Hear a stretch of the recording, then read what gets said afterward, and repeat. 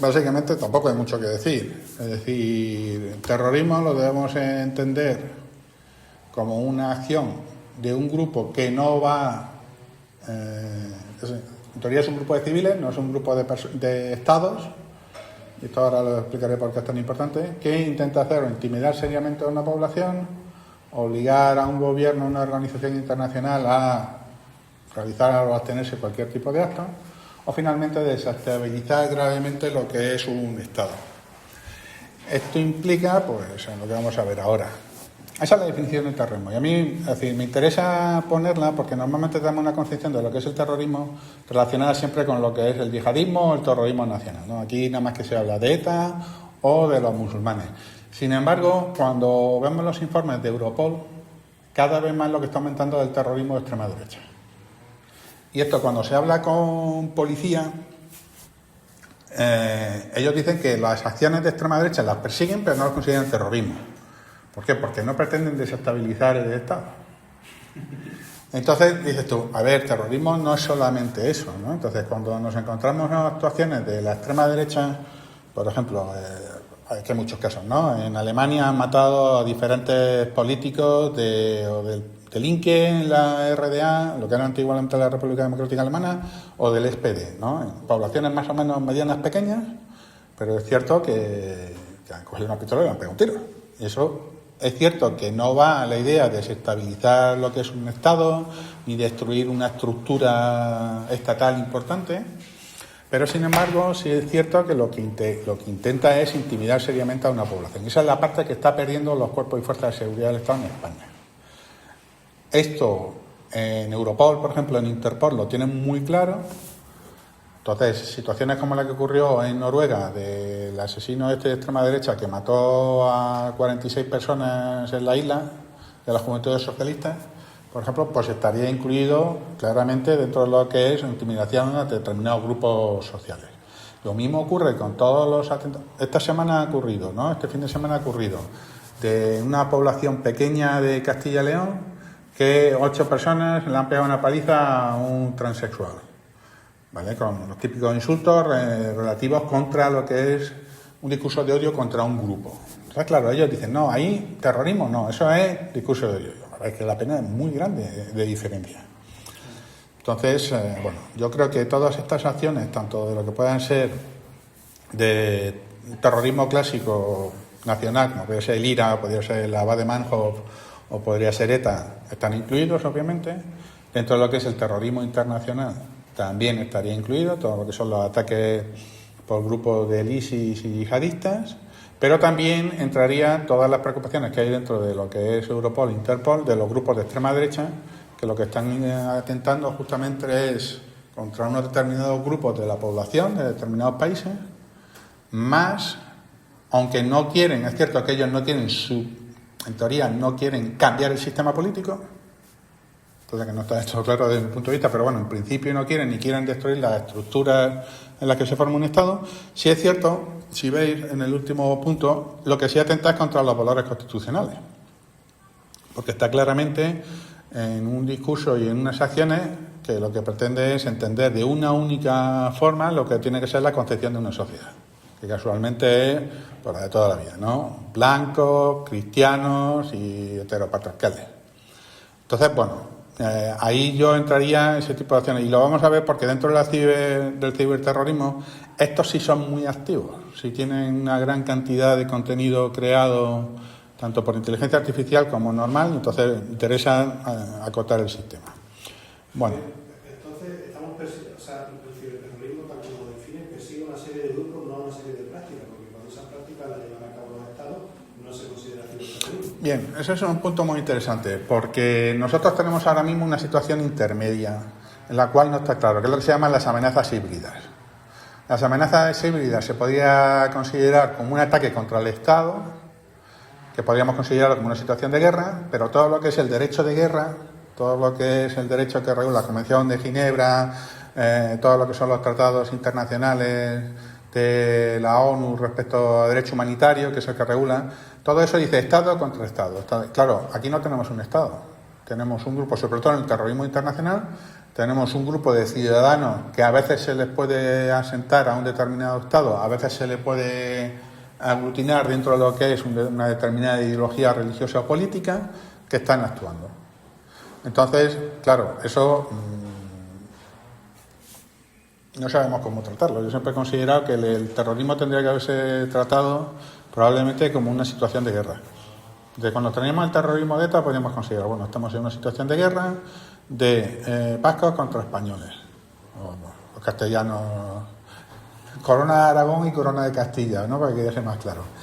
Y efectivamente, ¿por qué?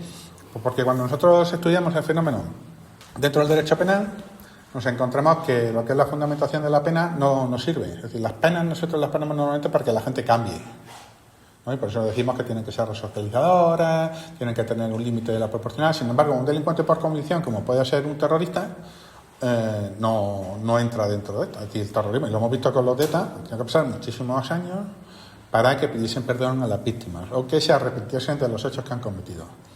Entonces ahí la pena realmente tiene algunos han cumplido su periodo en prisión y sin embargo todo lo contrario, se han vuelto a reafirmar, ¿no? Entonces, por ejemplo, Josu Ternera. Entonces tenemos determinadas situaciones en las que el sistema penal por sí no nos sirve para combatir el terrorismo.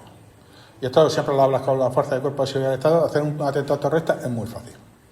Es decir, porque además, si yo cojo un globo de pintura y lo traigo contra el rectorado, por ejemplo, y digo, por la libertad se va a considerar directamente como atentado terrorista. ¿Vale? Claro, ¿por qué? Porque estoy haciendo en cierta forma una apología de determinados grupos que están considerados terroristas.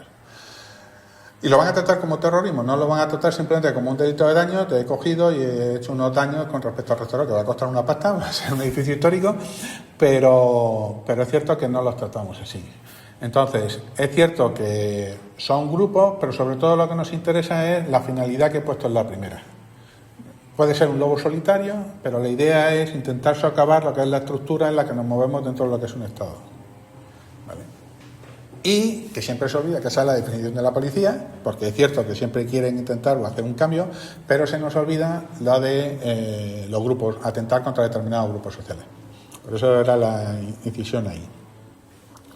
En esta situación híbrida, a veces lo tratamos como delincuencia que puede actuar el derecho penal, a veces lo utilizamos como situación de defensa. Unos casos para seguridad, otros para defensa. ¿Cuál es la ventaja que tiene, por ejemplo, España? Que tiene la Guardia Civil. Y la Guardia Civil hace las dos cosas. Entonces, siempre puede justificar la actuación o utilizar recursos que tenemos en defensa para combatir el terrorismo. Entonces, sistemas de espionaje, sistemas de vigilancia por satélite, todo esto se permite. Mientras que si eres solamente policía, pues este tipo de materiales e instrumentos no los tienes. ¿Vale? ¿Cuáles serían las claves del ciberterrorismo? Llevándolo ya, bueno, consideramos que el terrorismo ciber es aquel que única y exclusivamente va a actuar dentro de lo que es Internet. A mí no me gusta llamarlo ciberespacio porque lo considero que es para otra cosa, pero bueno, la idea sería dentro de lo que es la red. Entonces, nos encontramos que dentro de lo que es el fenómeno de Internet tenemos unos elementos que los diferencian completamente de lo que es el terrorismo físico. ¿Por qué? Por uno, la escala. Es decir, todo lo que está relacionado con el ciberterrorismo lo que nos da es la posibilidad de escalarlo a mucha más gente. ¿Por qué? Pues porque todos llevamos un ordenador o un acceso a Internet en nuestro bolsillo, que es el móvil principalmente. Pero luego tenemos todo lo que es el Internet de las cosas, tenemos todo lo que son instalaciones militares, satélites, energía nuclear, energía voltaica, los trenes, hospitales. Si todo esto está conectado a Internet, entonces actuar contra estas infraestructuras críticas es relativamente sencillo.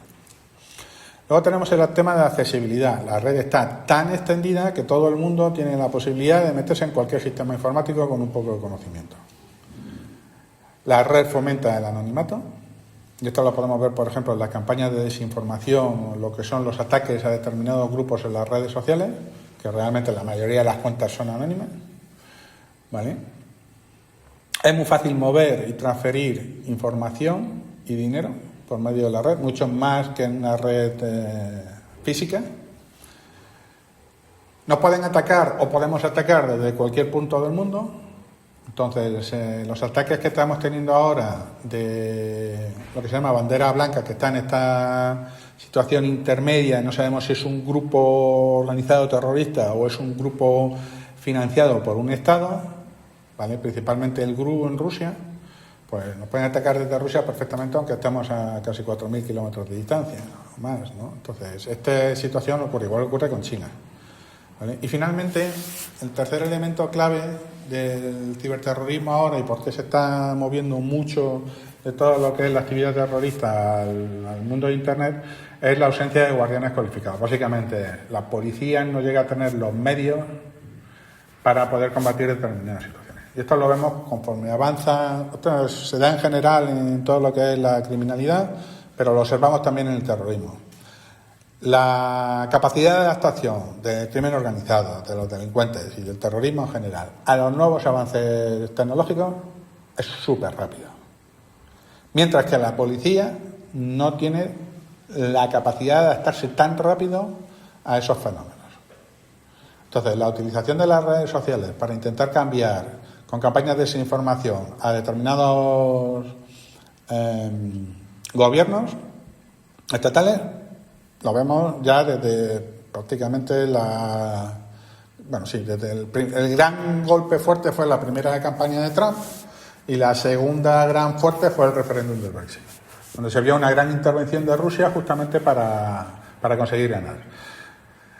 Dicen los informes que yo he podido leer de impacto de este tipo de campañas, dice que afecta muy poco, afecta prácticamente a un 3% de la población, un 4% de la población. Pero claro, como están tan justas las elecciones ahora, que estamos hablando de una diferencia de 3.000, 4.000 votos, es que está dentro de ese 2-3% de personas a las que puede influir. Entonces se puede cambiar relativamente fácil, la campaña puede tener éxito, ¿vale? Y claro, no tenemos unos equipos desarrollados dentro de lo que son fuerzas de cuerpo de seguridad del Estado que puedan combatir una campaña de desinformación que se produce 24 horas antes de las elecciones, que es cuando realmente nosotros tenemos la jornada de reflexión, pero nadie puede controlar las redes. Entonces te va a llegar, no vota al partido tal, pero sí te puede llegar, como le ocurrió a Hillary Clinton, diciendo Hillary Clinton tiene una pizzería donde está abusando de menores, ¿vale?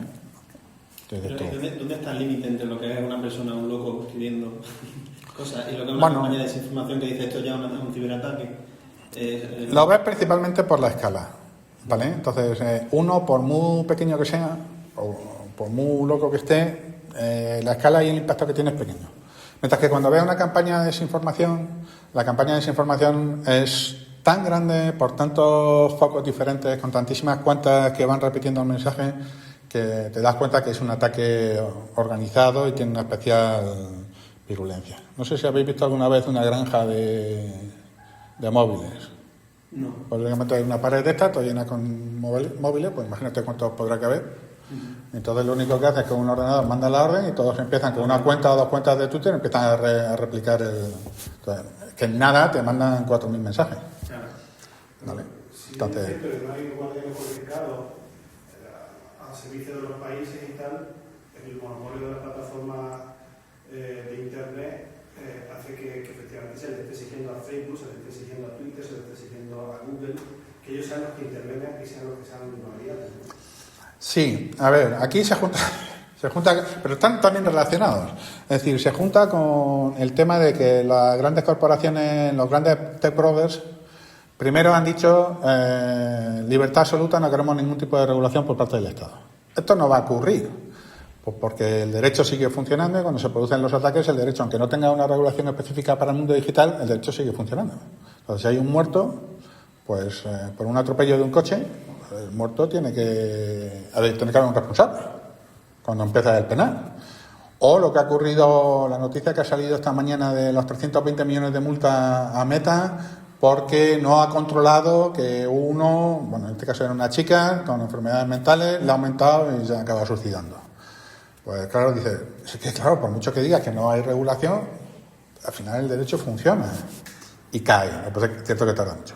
Entonces, dentro de esto, lo que sí hemos podido observar es un movimiento dentro de la ultraderecha americana, que se han hecho con el dominio, estos oligarcas se han hecho con el dominio de lo que es el discurso y de muchas de las plataformas, y entonces lo que quieren es que no se regule, pero está orientado, es decir, Elon Musk cuando ha comprado Twitter no es para mejorar Twitter, es para tener, esto se ve, hay un documental en Filming que ha salido ahora sobre Tesla y lo explica muy bien, cómo tiene 3 pleitos abiertos por 3 casos de homicidio por mal funcionamiento de lo que es el autopilot de Tesla, con muertos, y tenía pues juicios abiertos por cada uno de ellos era por 300 millones de dólares, casi como le dirían ellos, ¿no? Casi $1 billón. Eso hunde el negocio. Entonces, se pone como loco, se compra Twitter y se pone como loco a fomentar todo el discurso de la ultraderecha y el proyecto MAGA en Estados Unidos con el único fin de quitarse los pleitos. Efectivamente, gana Trump y se ha cargado a todos los que le estaban investigando, se los cargó. Entonces dice, bueno, bien. ¿Es un atentado terrorista? No se considera como terrorismo. Pero sí es cierto que se puede todo esto, toda esta ideología que hay detrás ha fomentado que los terroristas tengan una herramienta muy buena dentro de lo que son las redes sociales para difundir todo el tema del proselitismo, que lo vamos a ver ahora después. Bien, el terrorismo tiene unos determinados objetivos, o lo que se llama el ciberterrorismo tiene unos determinados objetivos y son relativamente sencillos de acceder. Uno es la generación y distribución de energía, el tratamiento de agua, presas y embalses. No, las presas y embalses no son tanto como agua, sino esto se ha utilizado por Rusia, también con un grupo paramilitar que estaba pagando Putin, justamente para romper una presa que tenía Ucrania en mitad de su terreno, y ha inundado completamente, se ha llevado 20 pueblos nada más que por la cantidad de agua que tenía acumulada. Entonces se puede utilizar justamente para crear caos, los presas y los embalses, ¿vale? Luego está todo lo que es industria gasista y petrolera, plantas químicas, tráfico de mercancías. Esto principalmente es que los barcos de mercancías y los puertos funcionan muy robotizados y de forma muy automática para acelerar todo el proceso. Entonces, yo no lo sabía, los barcos tienen un sistema de pilotaje automático y entonces se pueden controlar a distancia. Entonces, tú puedes tener un barco de estos de container normalito, puede estar entonces en torno a las 5 o 6 toneladas de peso. Si eso tú lo dejas libre y lo estrellas en cualquier sitio o contra cualquier barco, es un pelotazo, ¿no? Más que lo que pueden hacer los aviones en el 11S. Luego todo el sistema que regula lo que son las carreteras, señales, tráfico, todo lo que es la conducción de trenes y finalmente la aviación civil. Esto está muy relacionado con los atentados del 11S.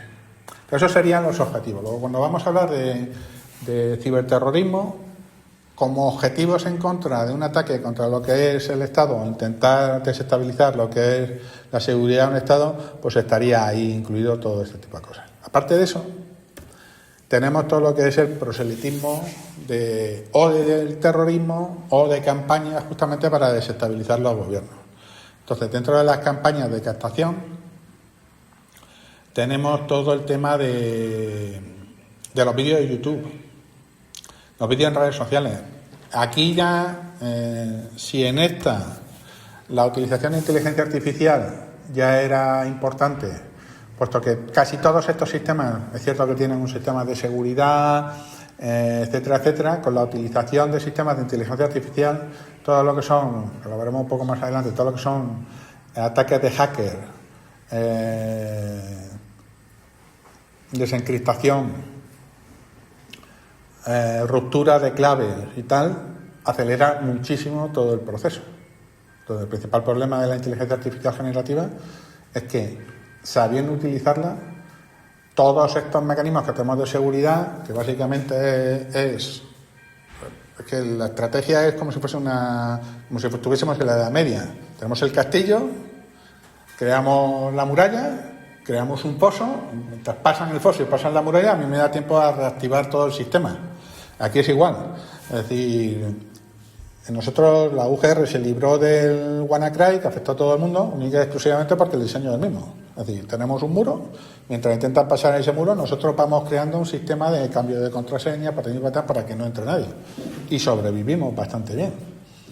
Entonces, el problema es que estos muros de contención, como el que se diseñan los sistemas de seguridad, con los sistemas de inteligencia artificial, son más fáciles que caigan. Entonces, ese tiempo que tenemos para poder resistir en lo que es el ataque se ve muy mermado, tanto en todos los objetivos como en lo que es las infraestructuras críticas del Estado.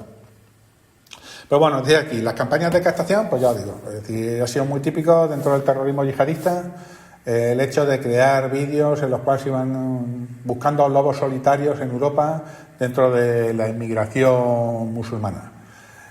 Es cierto que el impacto que tienen es relativamente pequeño para toda la población musulmana que tenemos en Europa, pero sí nos hemos encontrado en nuevas situaciones en que vídeos generados por inteligencia artificial con un realismo bastante bueno se están distribuyendo, viendo cómo pues Israel ataca a Gaza o sistemas de tortura con respecto a la comunidad musulmana, algún caso de ataques a mezquitas en Europa, cosa que no se ha producido ninguno, pero sin embargo se puede generar un contenido hiperrealista que, distribuido por medio de los canales interesantes, pues puede dar resultados importantes. Al mismo tiempo, en todo lo que son campañas de desinformación, eso principalmente con el terrorismo de extrema derecha, pero es cierto que el terrorismo de extrema izquierda a veces también lo utiliza. Pero bueno, principalmente los que más lo han desarrollado es el terrorismo de extrema derecha, pues nos hemos encontrado pues todo lo que es vídeos manipulados en los que árabes producen, o más que árabes, población musulmana produce altercados dentro de lo que es las comunidades europeas cristianas, ¿no? O completamente creación de vídeos en los que musulmanes están violando a mujeres blancas, todo generado con inteligencia artificial generativa. Claro, esas campañas, cuando se diseminan bien, sí pueden tener una información importante que afecta realmente al que lo ve si no tiene un conocimiento de cómo funcionan este tipo de herramientas. ¿Vale? Más utilidades que puede tener la inteligencia artificial. Pues bueno, la generación de materiales digitales, que esto puede ser cualquier cosa. Me refiero de crear vídeos, hacer tutoriales sobre cómo hacer explosivos, todas las campañas de desinformación que puede tener la ultraderecha, ¿vale? También se utilizan los sistemas de inteligencia artificial en financiación, ¿vale? Entonces, muchas de las formas de financiación del terrorismo vienen asimilado a páginas de distribución de contenido pornográfico, también pornografía de menores. Normalmente está todo generado de forma sintética, pero bueno, la gente se apunta y se ve, ¿vale? Los LLM, por ejemplo, en la utilización de malware, los LLM, por ejemplo, Claude, programan muy bien y programan muy rápido. Entonces, la posibilidad de, con unos buenos tutoriales sacados de la red, se pueden crear virus, troyanos y todos los equivalentes que podéis imaginaros para crear un contenido que realmente afecta a los sistemas informáticos, ¿vale? El hacking, 3/4 de lo mismo. En vez de crear los materiales para malware o código, lo que sí se puede hacer es acelerar mucho lo que son las rupturas de contraseña y sistemas de seguridad. Bueno, entonces, hacking, que es básicamente entrar dentro de un sistema informático, que puede haber el blanco o puede haber el negro, ¿no? En estos casos, romper el sistema de seguridad con utilización de sistemas de inteligencia artificial que se va con técnicas de machine learning, puede ir aprendiendo en el trial and error de forma muy rápida, pues sí se ha utilizado también y funciona bastante bien justamente para atacar infraestructuras críticas. De hecho, hay un experimento de esto de ruptura de contraseña y de los sistemas de encriptación. Para romperlos, Google hizo un experimento en el cual eran dos inteligencias artificiales comunicándose entre sí con un sistema encriptado y ponía otra inteligencia artificial captando el mensaje. Es decir, lo captaba, pero el mensaje seguía circulando.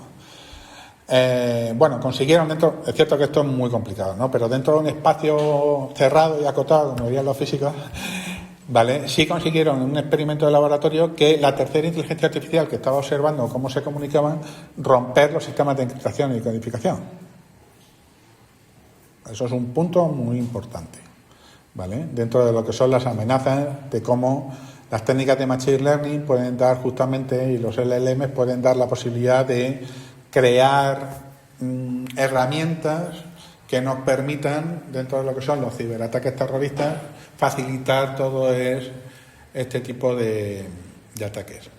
Pero aquí cuando hablan de ella, ¿es siempre LLM o el otro tipo? Bueno, podéis utilizarla, se puede utilizar la que quieran. Normalmente las que están ahora muy potentes son normalmente, normalmente son LLM, ¿no? El ChatGPT, Claude, yo digo, Claude para programar es una utilizan las plataformas comerciales, que sí. No cogen... No, porque no saben decir la plataforma comercial, el problema es que no saben lo que está programando. Claro. Es decir, sabe lo que está programando, pero no hay ninguna alerta de seguridad de lo que esté programando. Claro, entonces probarlo si queréis.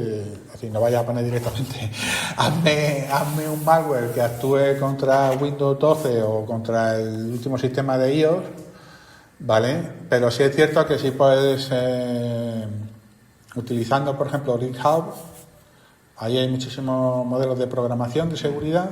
Claro, todo lo que son información sobre seguridad, que tiene que publicarse para evitar la amenaza y tal, se puede utilizar para utilizar ataques.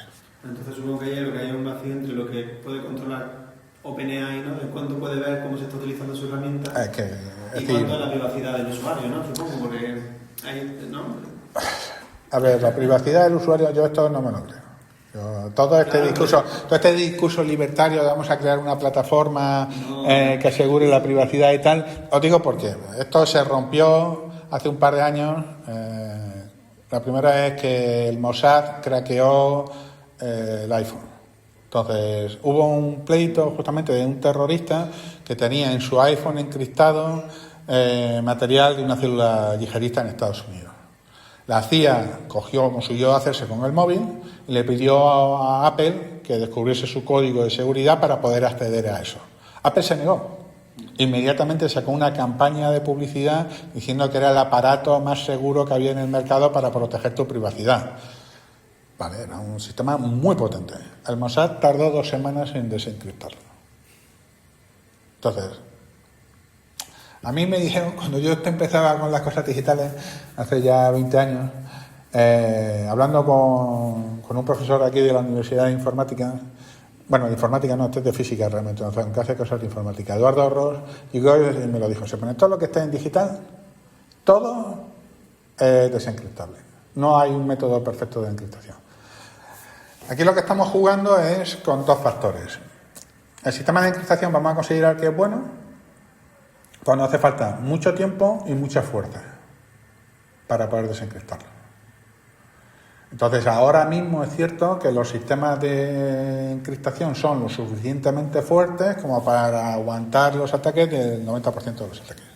Normalmente contra un estado no vas a poder aguantar, pero es cuestión de tiempo. Entonces, bien. Pues mira, me gusta la pregunta porque me acabo de terminar un libro justamente sobre computación cuántica y regulación jurídica y lo que comentan es que los sistemas actuales con la capacidad cuántica que tienen, es decir, 46 qubits, que es bastante, es un bicho ya muy potente en cuántica, para desencriptar la encriptación que tenemos a 256 tardaría... con todas las probabilidades de cálculo que existe, es decir, no metes todas las probabilidades que sea la primera, tardaría en torno a 158 años en desencriptarlo.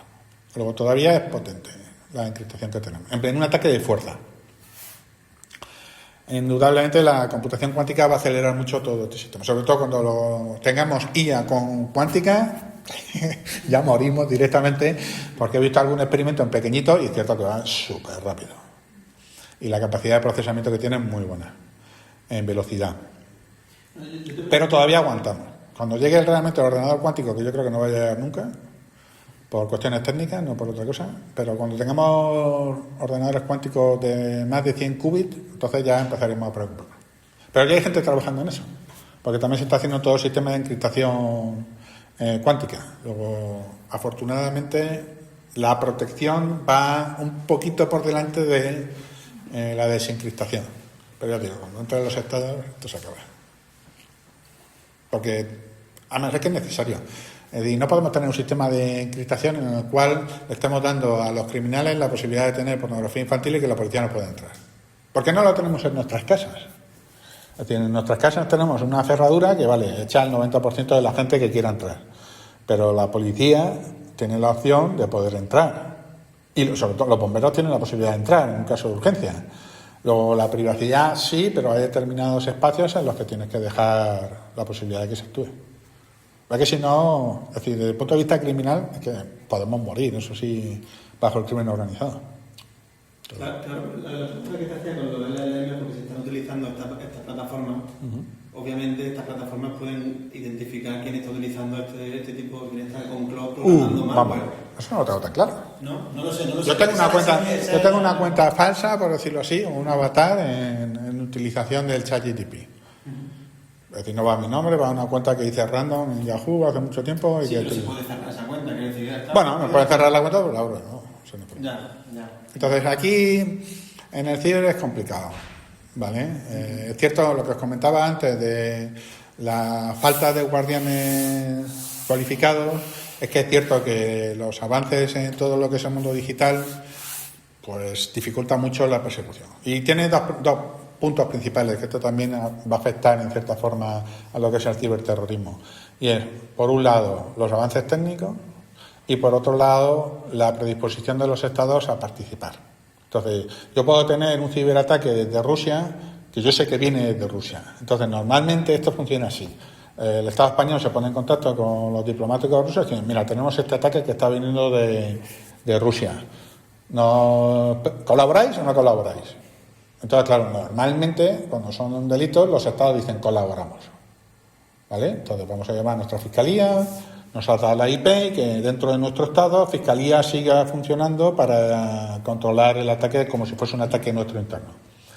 Pero claro, cuando tú dices eso y el estado te dice no o calla, pues ya tú tienes la sospecha de que es un ataque dirigido por parte del estado.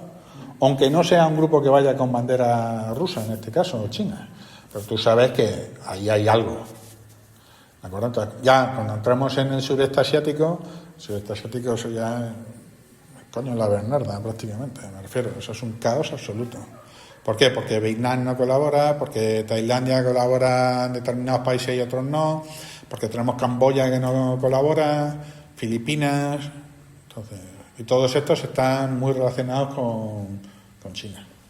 ¿Y los agentes de IA son más difíciles de rastrear en cuanto al origen del ataque?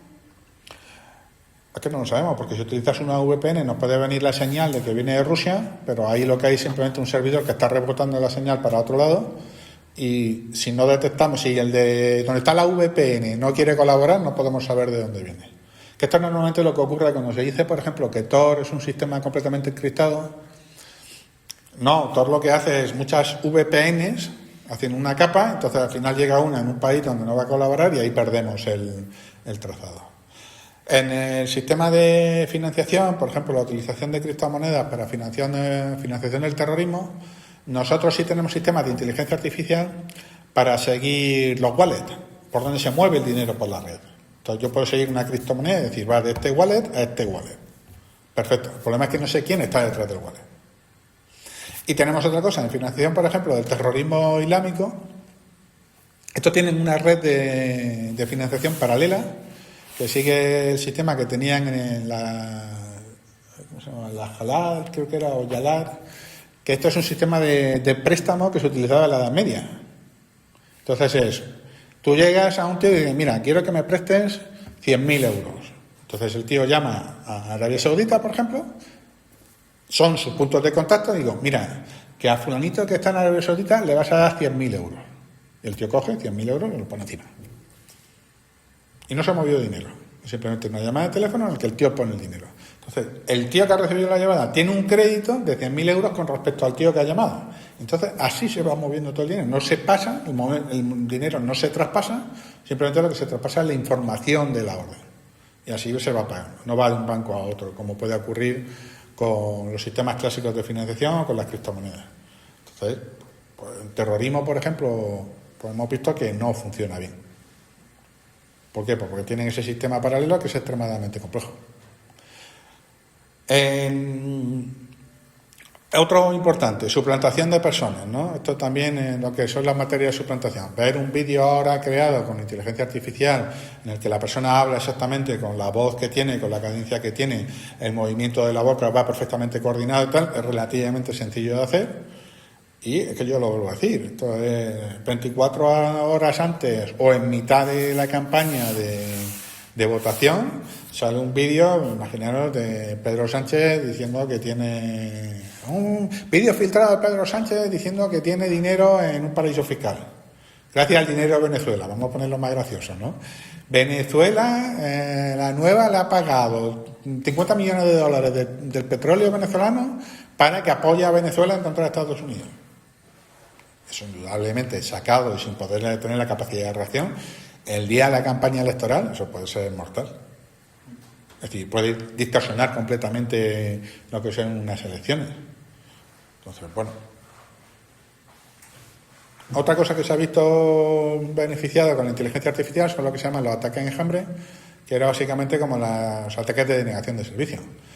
Ahora, generar emails de forma automatizada que se manden a forma sistemática para proceder un ataque con una máquina de inteligencia artificial es súper raro.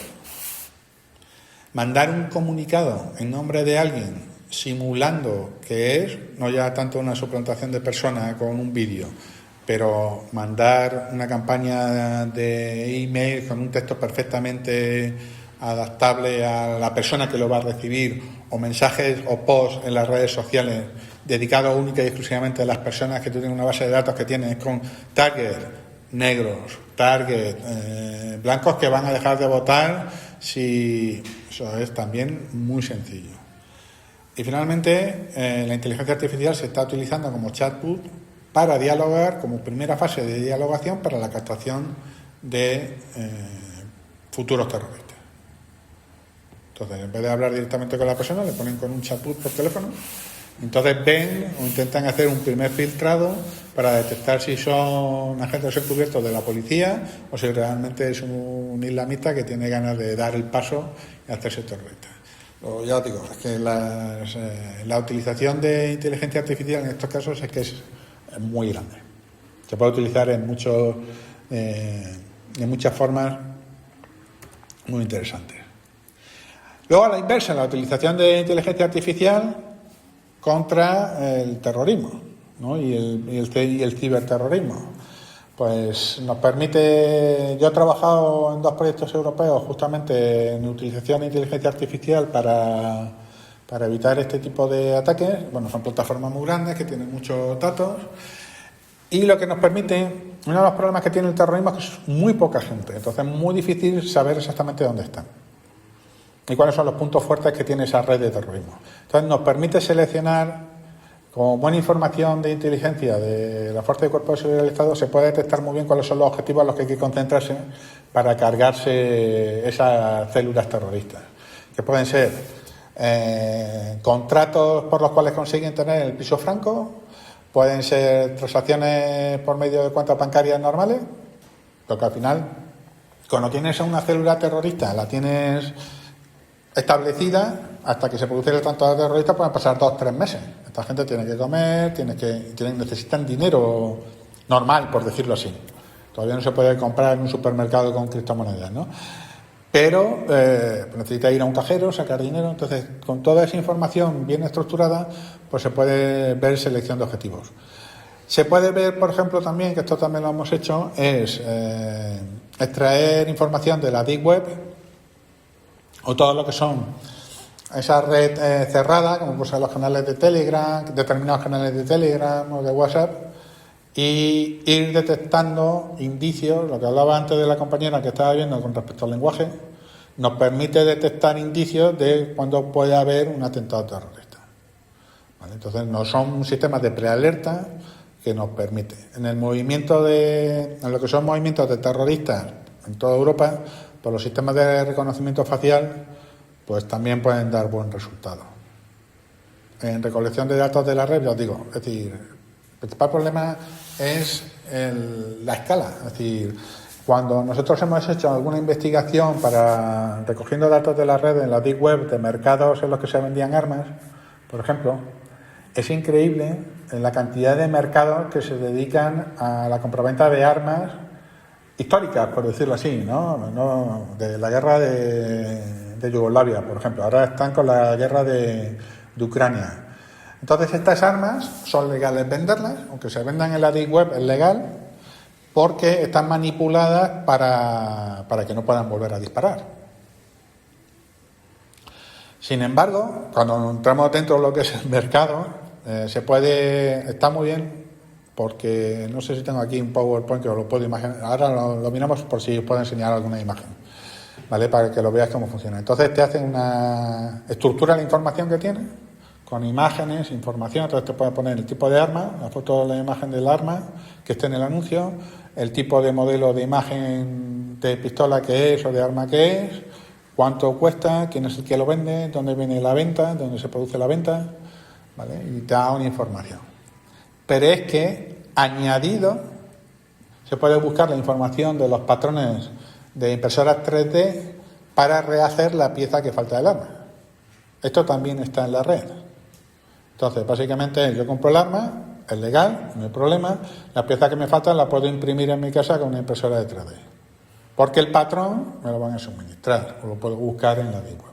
Entonces, bueno, cuando estamos hablando de esto, hay que ver muchísima información, saber seleccionarla y tal. Se puede hacer única y exclusivamente por filtrados que hace la inteligencia artificial, buscando determinada información con unos parámetros que nos interesan, tanto de texto como de imagen.